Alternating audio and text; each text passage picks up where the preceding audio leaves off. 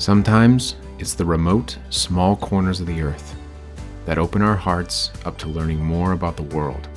From iconic to remote, islands have a special way of doing that. Today, we're exploring mainland Japan's southern islands.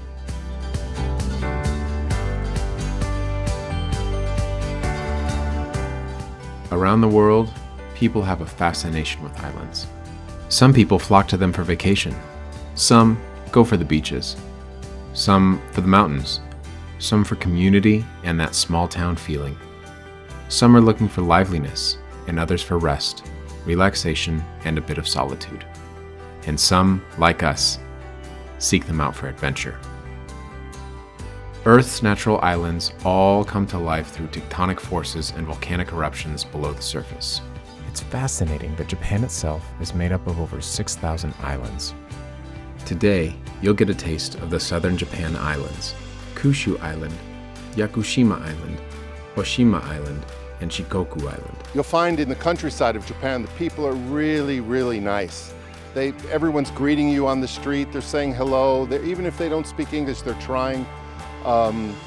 There's a lot of local foods here to eat. Every little section that you go to will have a different kind of pickle, a different kind of fish, a different way to make sushi. It's a really exciting place to travel and to eat. Which island is he talking about? We'll just have to wait and see. Let's explore.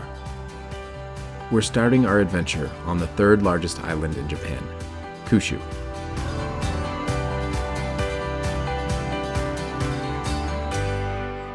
We'll explore the mythical volcanic mountain and all of its unique local experiences and outdoor adventures. Kyushu is an island located in the southwest of Japan and known for its warm climate. Kyushu is the ideal location to see hot springs, active volcanoes, and to try local food. On Kyushu, we'll first explore the Takachiho region, just about in the center of the island's mountains. There is a Satoyama ecosystem present here, basically a traditional rural landscape that was once typical throughout most of Japan, one where farming and forested mountains coexist where the locals live. We'll see this as we explore the island. Takachiho is famous in mythology. It's said to be where the ancestors of the Japanese emperor descended from heaven. You're walking your way to the stone bridge that connects over the water as we look at Takachiho Gorge. This deep gorge was created by lava from Mount Aso, which we'll be cycling later. It had a large eruption that happened in ancient times. It created a caldera, and its lava reached Takachiho. Over the years, the stream of water carved the deep Takachiho Gorge Valley that we see today. Grab your trekking poles, it's time for a hike. We're going roaming along the Kiritachi-Goe Trail, which leads to Mount Ogi. This trail follows the ridges of 4 mountains in the central Kyushu Mountains that stretch from north to south. This 16-kilometer trail spans the ridge of the Kiritachi mountain range and served as a lifeline to villages deep in the mountains. It's said that in Japan's last civil war, the defeated party used it as an escape route to a nearby village.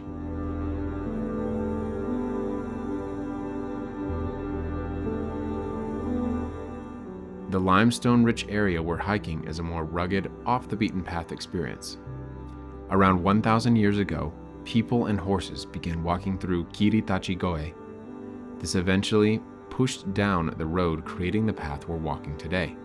昔車社会以前ですね、人々はこの尾根伝いが一つの移動のルートでしたね。で、いろんな山の中に人々は住んでいて、いろんな暮らしの方法があったんですが、やっぱりその、海岸の方と海と山との物流の交易って言いますけどね、交易の要衝なんですよね。それが車社会になって、谷の方をみんな道路がトンネルとかで通るようになって、でそこに誰も通らなくなってきたわけなんですが、そこをとにかく切り開いて通ろうということで、25年ぐらい前からですね始めたんですけど、いろんな昔の人たちの生活痕が見えてくるんですよね。例えばそこに馬が通ってて、馬に蹄鉄という金具を詰めそういうのが出てきましたりですね、あるいは山に持ち込んでビールを飲んだ、その日本のビールの一番最初の頃の瓶が出てきたりとかですね、人々が暮らした跡が残ってたりとかですね。We've made it to the peak of Mount Ogi. You're rewarded with the views of the peaks and the valleys below. Next up, we're e-biking around the outer rim of Mount Aso. Mount Aso is one of the world's largest volcanoes and remains active this day. Mount Aso is nicknamed Sleeping Buddha because it resembled just that. You can see the daunting power and impressive bounty as you cycle along. So we went off-road, first of all, in places, the grasslands of Aso. We didn't see anybody in the fields. You feel the freedom, the air, and I think those bikes are really worth actually climbing on them and see what you can discover.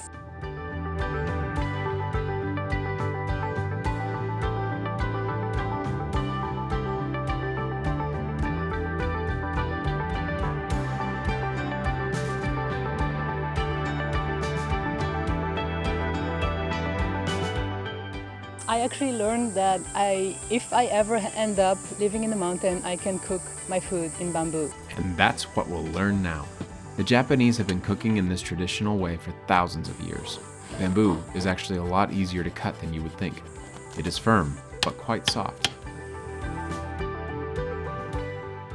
As it cooks over the fire, the bamboo oil mixes with the food inside, enhancing the flavors to create an unforgettable meal to enjoy in this special landscape. We've made a traditional local lunch of chicken, rice, and veggies with a salty, sweet soy sauce base. To drink, we're trying kamiricha tea made with a roast and roll method. Just next door, the terraced rice paddies and tea fields are used as the land of shrines, which are the heart and soul of local residents. Next, we're visiting a shiitake farm, one of the ingredients in our lunch today. The owner, Mr. Shimojo Ryusuke, has a unique way of cultivating them. 僕が栽培している、原木栽培の椎茸というのはですね、木の栄養分だけで、栽培ができて、そしてさらにですね、ここ阿蘇南小国というところは高齢地でもあり、朝昼晩のですね、温度差もありですね、肉厚でしっかりした椎茸が出るので、人気になっているんじゃないかなと思います。椎茸はですね、ビタミン D をですね、多く含むと言われております。で、ビタミン D がカルシウムのですね、吸収を良くしたりと、昔からですね、万能の薬というか、健康には、味もですね、健康にも良いと言われております。And now we taste nature's bounty. These shiitake mushrooms are rich and meaty, and also pretty expensive. I hope you're enjoying your farm fine dining. Now that we've had a snack, it's time to check out the lava tunnels formed about 3,000 years ago near the Komezuka area. We're stepping over the moss-covered rock to enter the lava tunnel. That's because volcanic gas and air created holes in the tunnel where water can get in, which allows moss to grow. Lava tunnels are underground passageways that were formed by the lava flows themselves. They carried the hot lava great distances underneath the surface of the earth. What you see now is what gets left behind when the supply of lava flow stops or gets diverted in another direction. Now that we've explored Kyushu from below the surface to high above, it's time to hop over to our next island, Yakushima.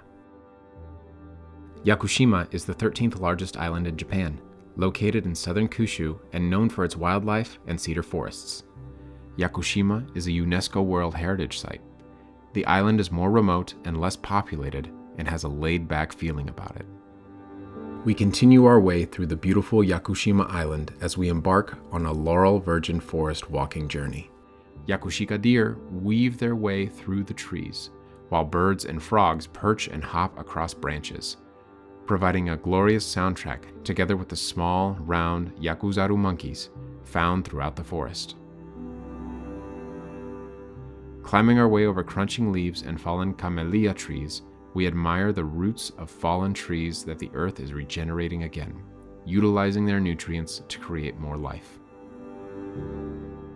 The trail leads us down to the ocean. The sea is a clear turquoise blue, just as bright as the green trees that surround it. Along the coastline, there is plenty of shade to relax and have a quiet lunch as quiet observers in the landscape. We sit and enjoy our meal as we discuss the beauty saturating our senses.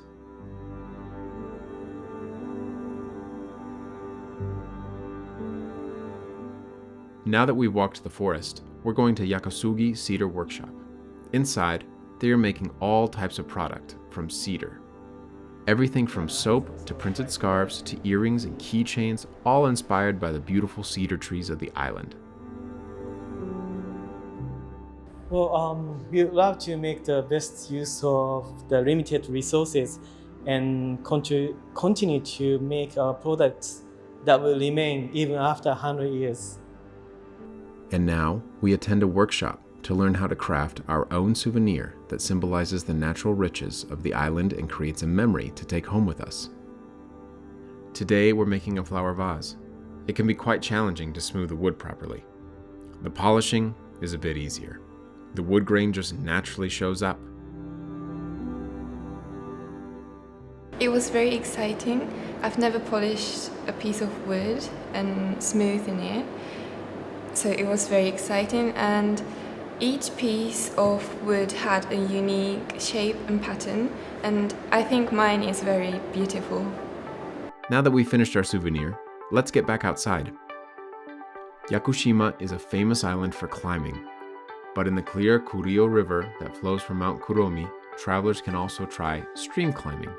Climbing upriver through the rocks is similar to canyoning. It might feel as if you are jumping a little out of your comfort zone on this adventure. We climb our way upstream through the calm and clear water among the giant rocks that have been smoothed and polished by the flow of water and time. It's childlike fun jumping in from the rocks above. We are reaching the top of the waterfall, where we stop for tea and snacks among the remote beauty of this landscape.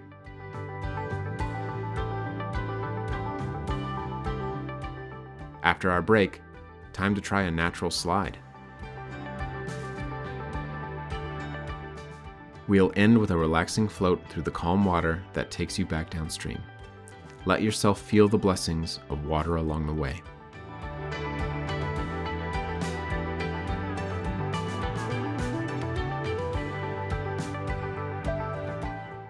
The shochu factory, Homboshuzo, on this island has a mellow taste because of the abundance of soft water. Shochu is not well known globally, but it is a famous distilled liquor in Japan. It is unique and unlike most other alcoholic drinks. The base ingredients usually include sweet potato, barley, rice, buckwheat, and sugarcane. When shochu is made, it is distilled unlike sake, which is fermented, then aged in either a barrel, ceramic pot, or tank. This factory uses traditional ceramic pots, called kame. After our refreshing shochu, it's time to hop to the next island, Shikoku. Shikoku is the smallest of Japan's major islands in southwest Japan. You'll be lured in by the translucent blue waters of its rivers and seas. Shikoku is also the least developed of Japan's main islands, perfect for the adventurous traveler. In the center of Shikoku, you'll find Mount Ishizuchi. The dramatic peak is the remnant of an ancient caldera.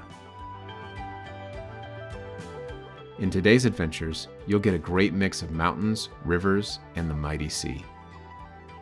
We're taking a ride through Dogo, Japan's oldest spa town. Its history dates back over 1,000 years. The famous bathhouse, built 100 years ago, is being restored so it can last another 100. It's fun to take a rickshaw around town to see the elegant architecture of the Meiji period, from 1868 to 1912. Before we leave Dogo, we're stopping at Hana Himero, a geisha tea house. They're going to tell us about their work now. そうですね、もう大正初から、昭和の初期にかけましてはですね、1300人、1300名ほどの芸妓さんがいてたんですけれども、やっぱりもうどどんどん減っていきまして、今はもう本当に数少なく、この提灯にいるぐらいの人数しか残ってないんですけれども。そうですね、もう私は大学に行っていたので、大学を卒業して少しお仕事をしている時におかみと出会いまして、そこから見習いに入らせてもらって、舞妓を得て、今稽古にならさせていただいております。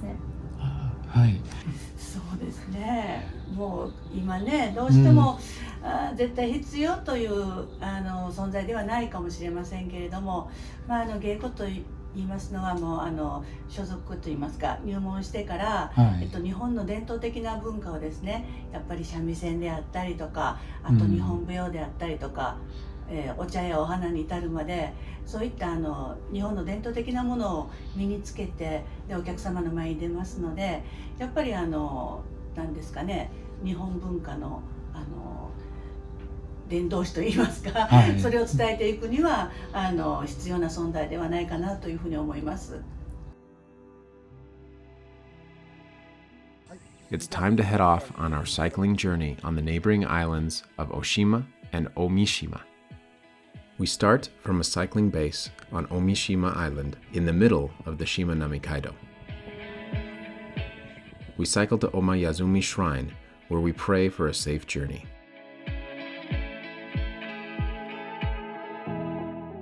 We're crossing the Shimanami Kaido To Shikoku, looking at the island-studded inland sea below. Cycling over the suspension bridge feels like you're flying over the water below. The Seto Inland Sea was once home to maritime clans, pirates, though they were actually more like a coast guard. There are so many Murakami families here. Then everybody says our ancestor is the Murakami pirates, Kaizoku, Murakami Kaizoku. Then I am one of that. Then I used their, sorry, I don't know how to say in English, 行政書士. I are the specialist to, investigate the ancestor.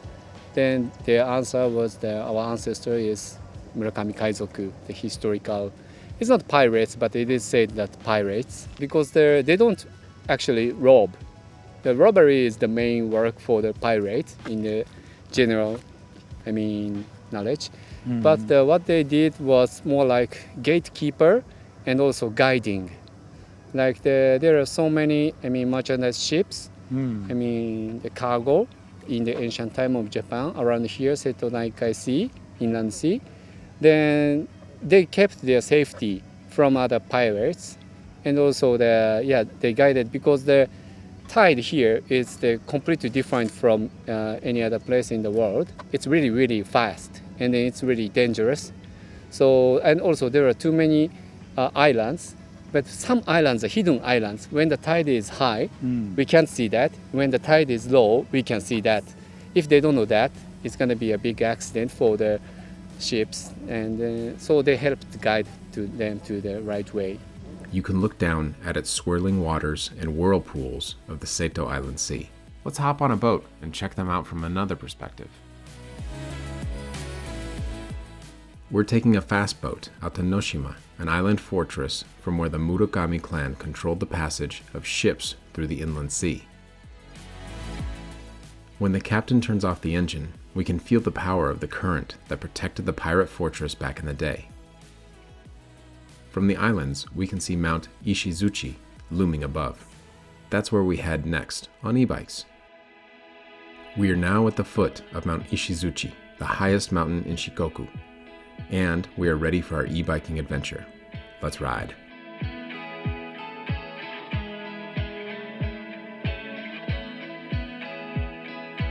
The climb up to Ishizuchi through Omogo River Valley is challenging. E-bikes help ease the experience for every level of active traveler. We have a nice long ascent by paved road that winds up through deciduous woodland before emerging above the tree line at 1,500 meters of altitude. Here, strangely shaped peaks rise above slopes cloaked in dwarf bamboo.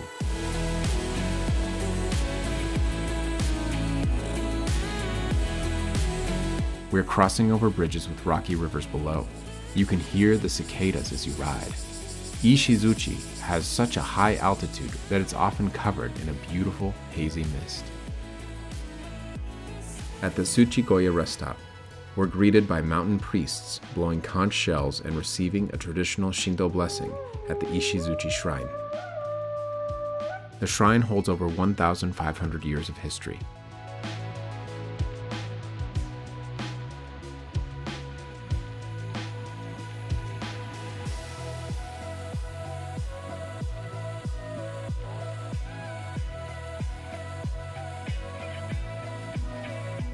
For lunch, we're having soba noodles. It's a hearty meal. Hunting is a way of life here, and this dish is typical in Shikoku's mountainside communities. Let's go on our way. We're now traversing the mountain on the UFO line, a ride that's on every Japanese cyclist's bucket list. As you ride this road, you see why it gets its nickname Yuho, which means majestic mountains. The road winds across the shoulder of Mount Ishizuchi, revealing high peaks. We just did 2 days of wonderful cycling, and we started on the island chain, and that was really nice. We got to see islands and ocean, and then the next day, we're in the mountains. And this is the great thing about cycling in this part of Japan, is that you can ride the ocean one day and the mountains next. And it's so completely different. It's like riding in two different countries. It's really amazing. The vast views over Shikoku put in perspective just how small you are in this verdant landscape. You can even see the Pacific Ocean as you peer off into the deep distance. Let's get off the bike and into the beautiful water we've been seeing all along our journey.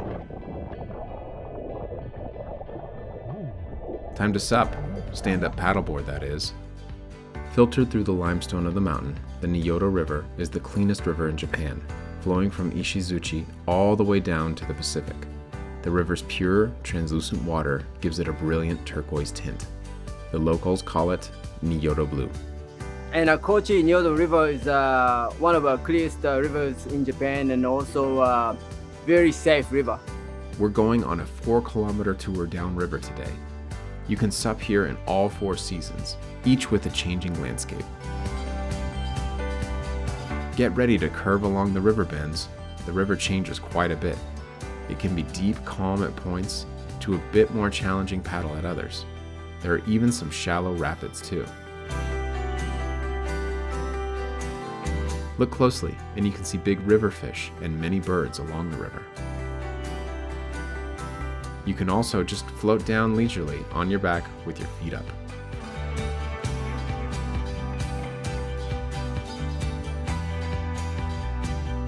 The paper industry has a long history in this area. In the town of Ino, you can find the Ino Paper Museum, where you can learn more about how washi paper is still made here by hand today.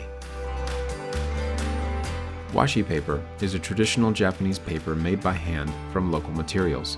The mulberry trees and glue-bearing vines that grow along the Nyoto River are an essential part of the process for making this traditional paper. It was introduced in Japanese culture more than 1,300 years ago and typically used for book covers because it's so durable. The tank is filled with a goopy mixture of water, mulberry fibers, and glue. You'll be surprised that the method is actually quite sophisticated. You take a tray divided into segments and dip it in the tank, where you move it back and forth, kind of like panning for gold. This repeated movement allows the fibers to align in several directions. That's what makes washi paper so strong. The paper goes into a press to flatten it and squeeze out the moisture. Then it's laid on a heater to dry. The same method can be used for a variety of different sizes of washi paper. This woman has been making paper her whole life. She's making larger sheets of washi paper.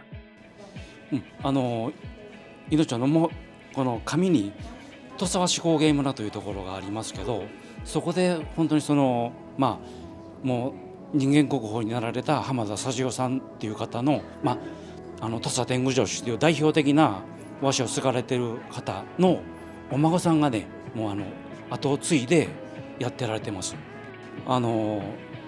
紙をすくっていうのは大量に水を使いますので、この仁淀川流域っていうのはやっぱりその綺麗で水が豊富ということで、栄えたという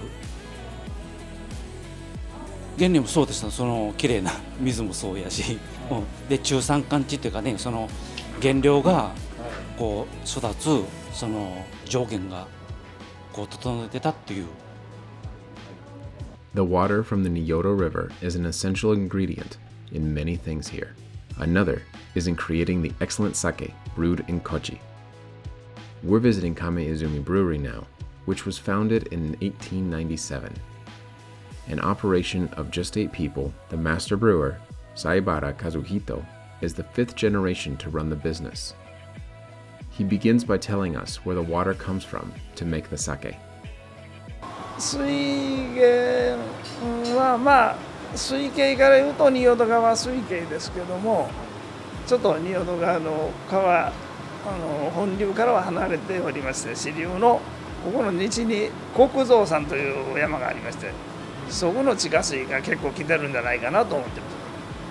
特徴はというかモットーはですね、美味しい楽しい面白いをモットーに高知県産の米、酵母、水にこだわりながらバラエティ豊かなお酒を醸しています。で端的に言うと香りが高くてキレがいいというのが亀泉の特徴です。From iconic to off the beaten path, we've explored some epic islands today, which are wildly formed from the Earth's crust. We climbed in caves, trekked forests, cycled mountains, and rode the wild waves from the river to the sea. But adventure isn't just about climbing peaks and cycling mountains. It's sharing cultural experiences with locals who call these places home. It's going to a place with an open mind, meeting locals and learning how their environment and history has shaped the way they live, and leaving more connected to each other and our planet. That's what adventure travel is.